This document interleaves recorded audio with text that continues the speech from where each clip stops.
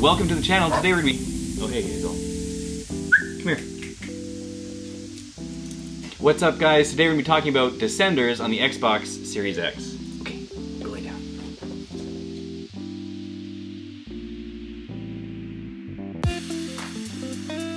My dog Hazel and I really like Descenders. It's a lot of fun. It was fun to get into right away. The controls are pretty simple. Definitely take a minute and do the tutorial so you know what's happening. I kind of loaded things up incorrectly and accidentally skipped it, so I had to take a minute and go check out the controls. But you do a lot of the work in the game with your two triggers and both your thumbs on the thumbsticks, and I think that's a lot of fun. Keeping games like simple is a fun way to get people into it right away. I think there's a lot of depth in this game. The speed keeps it interesting. You're going to do a lot of falling off your bike and hitting trees and that kind of thing.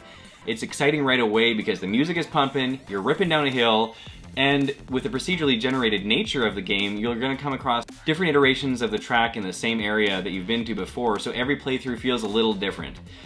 There's cool goals, there's things to work towards, and once you start to get a hang of the game, and I think the learning curve is pretty quick, you're going to start to feel more comfortable. At the beginning, it's going to feel like a lot. It's going to be intense, but I think it's worth a shot. If you have interest in biking in general, if you liked games like SSX Tricky, or back in the day, N64's 1080 snowboarding, Tony Hawk's Pro Skater, anything like that. I miss a Sonic the Hedgehog game that gave me just like ripping through levels and feeling that excitement and the speed, and you really have to be plugged in, and this is less arcadey than Sonic the Hedgehog, so you actually really have to be paying attention.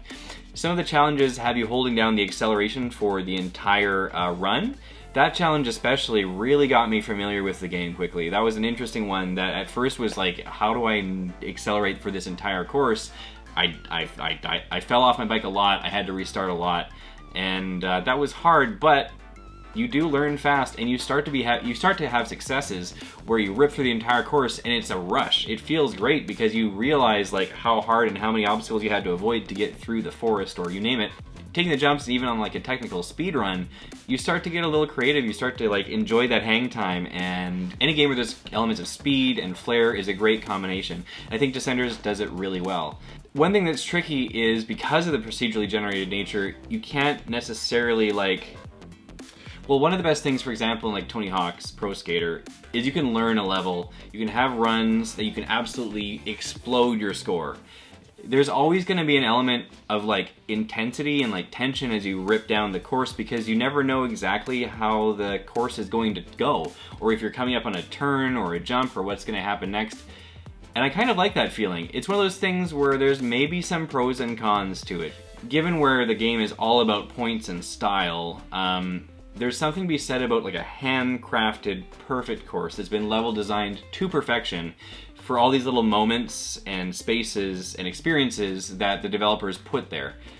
But there's something really special about the unexpected. And I think that's something that it just depends on your personality and if you can deal with like the repetition. If you've played a lot of games like Limbo or Ori and the Blind Forest, games where you do a lot of like learning by dying, this game is going to be no problem for you because you're used to that kind of like, oh, I gotta just take the hits until I get used to it. You actually have a limited number of lives or restarts before you actually have to restart a whole area. You have to beat a whole area 3 times before you've like unlocked the next one. They're really making use of the procedurally generated nature of this game. For them to take the concept of a roguelike game and do it in the mountain bike setting is pretty awesome, and it sort of shows where that can go, because, I mean, I'd like to like scuba dive in a procedurally generated world. Thinking about it as a VR experience, I mean, it's pretty thrilling, it's pretty intense, and I think that's a really good quality in a game like that. This is not a huge game. It's definitely a great addition to my library. I think this one, I'm gonna play it. It's not like the perfect game. I think though it's a lot of fun. It's just fun. And that's something where you can like pop it on at the end of the day, rip down some courses, pump the music, and just kind of like hang out, get in the zone. Sometimes when you hit that course perfectly and you're hitting the jumps, if you play like Call of Duty or Rocket League, it's equivalent to like getting like a really great kill streak, or just like absolutely destroying another team and getting a bunch of goals. That kind of flow that you can get into is such a good feeling that it's kind of addictive. And then you do the next one, and if you crush that next course, you're like, whoa, I'm on a roll. And when you get knocked down, you're encouraged to get back up because restarts are fast. Goals are attainable, but like challenging enough to keep you interested. As a cool bonus outside of the main career and like campaign mode, you can jump into some cool, single, interesting areas to bike and have a really cool kind of different time, maybe work on some specific mechanics and just free ride and work on what you want to work on, or just honestly chill to some music and have fun. I really enjoyed that after really working on the career a bit. Just jumping into something totally different and just having a free ride and finding the finish line was pretty cool. These are pretty zany courses, which is cool that the developers took some time to, like, you know, stretch their muscles and design some wacky stuff to ride around in. Seeing other players on the leaderboards and having connectivity and sort of having something to see like where you are stacking in your skill level is beneficial. Here's some nuts and bolts info about Descenders. The game was developed by Rage Squid.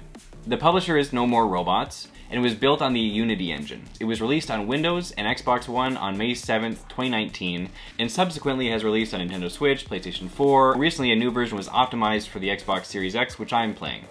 Descenders is also available on Mac and Linux. So just as a point of reference, this got a 10 out of 10 on Steam, which comes a little high for what this game is, because while the procedurally generated nature of this game is cool, I'm not sure if more finely tuned, perfectly crafted levels wouldn't have been just a little better. Over on Metacritic, it's got 78%, which I would honestly say is a little low. This is a great game, it's a lot of fun, but compared to the feelings you get playing like at Tony Hawk level where you do get to learn a level and absolutely demolish it, that feeling is really satisfying and maybe like a higher bar to achieve, and certainly like a larger budgeted game, and that's fair. It's interesting, it's unique, it absolutely is easy to pick up and try for anybody, though the difficulty level is maybe a little high at first. You can quickly restart and get into it and learn. Descenders is going to live in my Xbox library for a while. I don't know if it'll live there forever, but this is a game where I would definitely play it.